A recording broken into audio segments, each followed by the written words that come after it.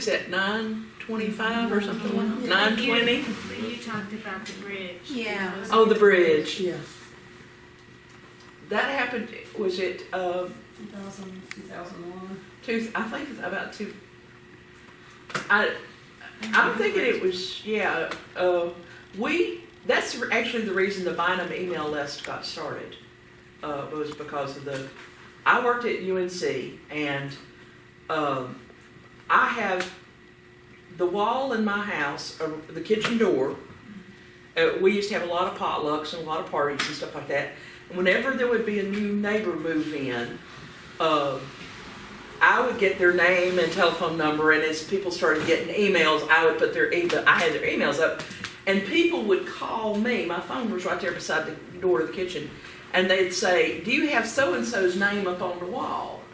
Because they need to get in touch with somebody, and I was like, what's her name on Andy Griffith's show? What's the switchboard operator? Yeah. Yeah, I was like switchboard operator. They'd call me to say what's their phone number, and I would get their birthday and I get their email address.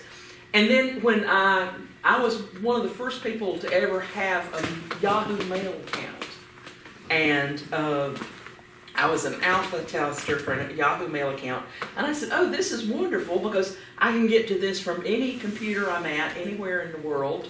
And it's a place for me to put my Rolodex.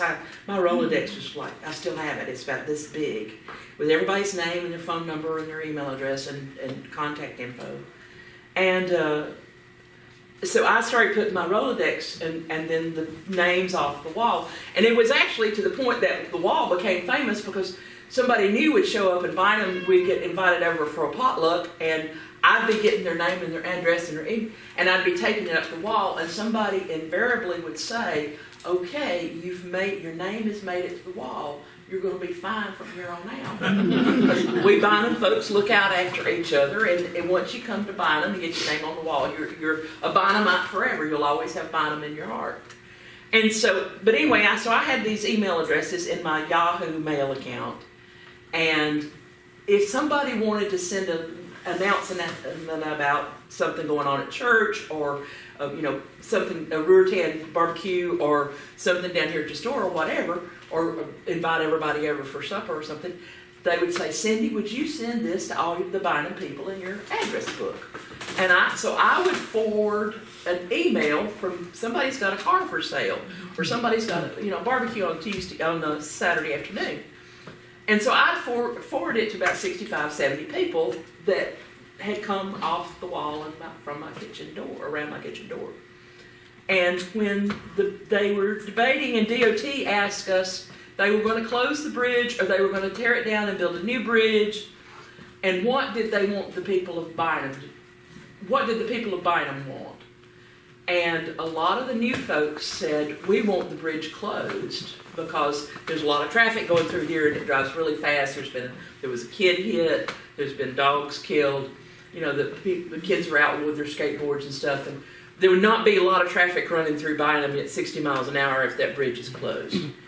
And of course, the older folks, which the point I understood, was if you're from a small place and DOT comes in and says, "We want to build you a new bridge," you'd be crazy to turn down a new bridge.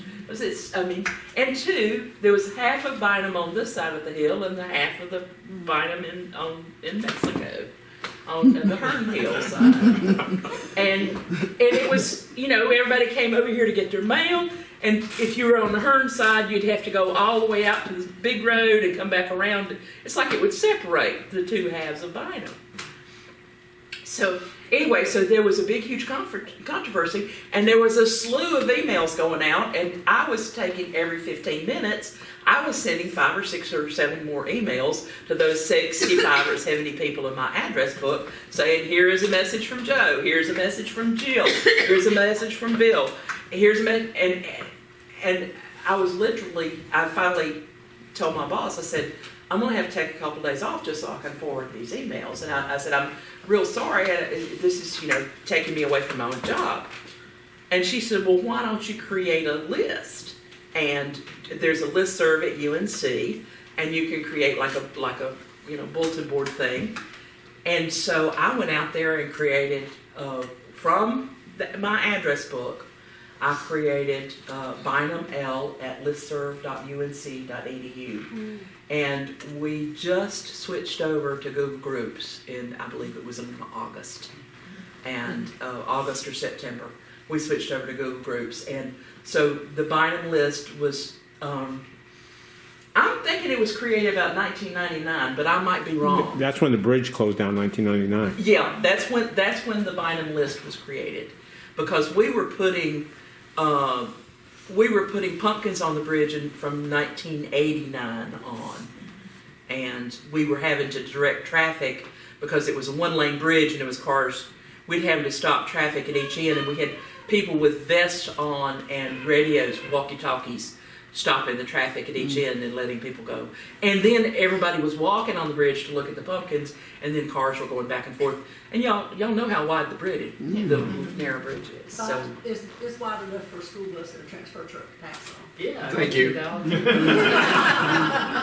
Like Ted, I drove the It bus. was open whenever I moved into my house in '96, and people were stopping on either side of the bridge, waiting to see who was going to cross first.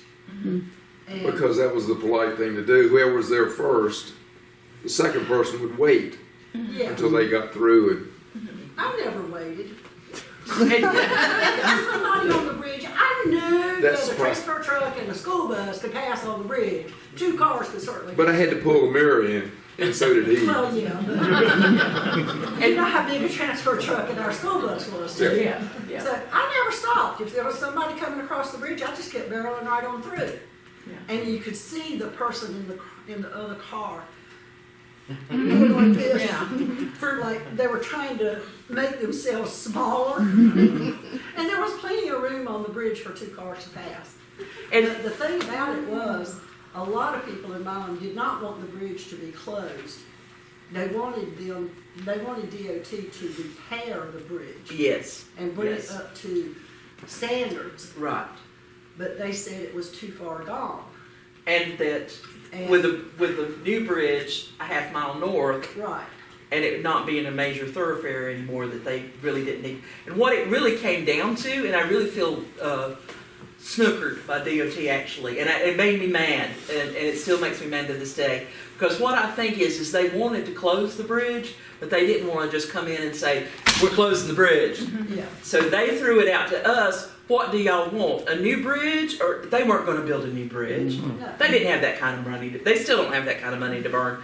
And they wanted to close that bridge from day one, and they say goodbye, sayonara, whatever.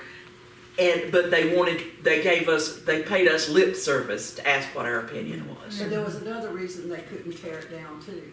There's water lines. a water line. Under the bridge, because whenever Bynum got water in 75, 76, whenever they started redoing the houses, they got running water and sewer. The water and sewer lines are attached to the bridge. Yeah, they're under the bridge, and that is an interconnect between the Pittsboro water system and the Chatham County water system, Right. and that is a rare thing in water systems. So if there's a problem with the Pittsboro water, they can get water from Chatham County or vice versa. And we were on Pittsboro water till just a couple of years ago, and they finally switched us over to Chatham County. We've been on Chatham. I've been on Chatham County water ever since I moved to Bynum. Have you? 96, yes. Yeah. Moved back to Bynum. Well, we were getting a bill from Chatham County Water Department, but we were actually drinking Pittsboro water. Don't Yeah. tell me that. Yes, ma'am. We were. I'm Yes. glad I drink a lot of bottled water now. Yeah. We were drinking Pittsboro water until about 5 years ago. Proposition that Pittsboro water. Hmm. Dangerous proposition that Pittsboro water. Yeah. Yeah. Well, Chatham County water is coming out of Jordan Lake, so 90% of Jordan Lake is Hall River water. By the way. Yeah. Even though there's New Hope Creek and Morgan Creek and all that going into it, it's 90% is Hall River. So whatever you're drinking out of Jordan Lake is just Hall River water, a little bit aged. I just remember my daughter was in school in Pittsburgh, and the day after the water quality issue had been solved, they would send a note home saying, "Your child should not have been drinking water out of the water fountain at a school." Yeah. Great. All right. Thank you all. Thank you very much. Thank you. Thank you very, very, very much.